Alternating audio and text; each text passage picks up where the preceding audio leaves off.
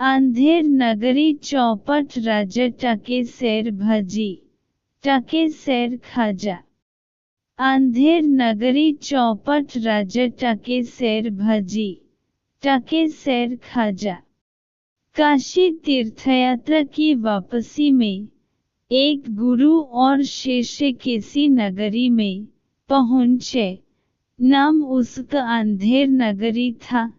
शिष्य बाजार में सौदा खरीदने निकला तो वहन हर चीज एक ही भाव सावधान 22 पसेरी भजी टकसेर और खाजा एक मिठाई भी टकसेर।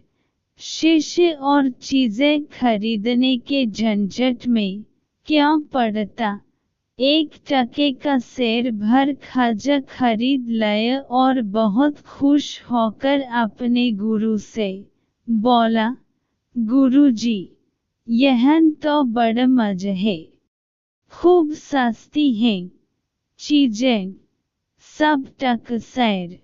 देखिए 1 टका में यह सैर भर खाजा लाया हूँ। हम तो अब कुछ दिन यही मौज करेंगे, छोड़िए तीर्थयात्रा, यह सुख और कहन मिलेगा। गुरु समझदार थे, बोले, बच्चा, इसका नाम ही अंधेर नगरी है, यहन रहना अच्छा नहीं, जल्दी भाग निकलना चाहिए यहन से। वैसे भी साधु का एक ठिकाने पर जमना अच्छा नहीं, कहा है साधु रमत भला, पानी बहत भला। पर शिष्य को गुरु की बात नहीं भई, बोला, अपने राम, तो यहन कुछ दिन जरूर रहेंगे। गुरु को शिष्य को अकेले छोड़ जाना उचित नहीं लगा। बोले, अच्छा, रहो और कुछ दिन, जो होगा भुगत जाएगा। अब तक शिष्य अंधेर नगरी का सस्ता माल खाकर खूब मोट हो गया। उन्हीं दिनों एक खूनी को फांसी की सजा हुई थी, पर वह अपराधी बहुत दुबला पतला था। फांसी का फंदा उसके गले में ढीला था। इस समस्या से निजात पाने के लिए राजा ने कहा कि जिसकी गर्दन मोटी हो उसे ही फांसी लग दो। अंधेर नगरी ही जो ठहरी। हाकिम ने सिपाहियों को हुक्म दिया कि जो मोटा आदमी सामने मिल जाए उसी को फांसी लग दो। एक खून के बदले में किसी एक को फांसी होनी चाहिए, इसकी हो या उसकी, किसी की भी हो, जीव के बदले जीव।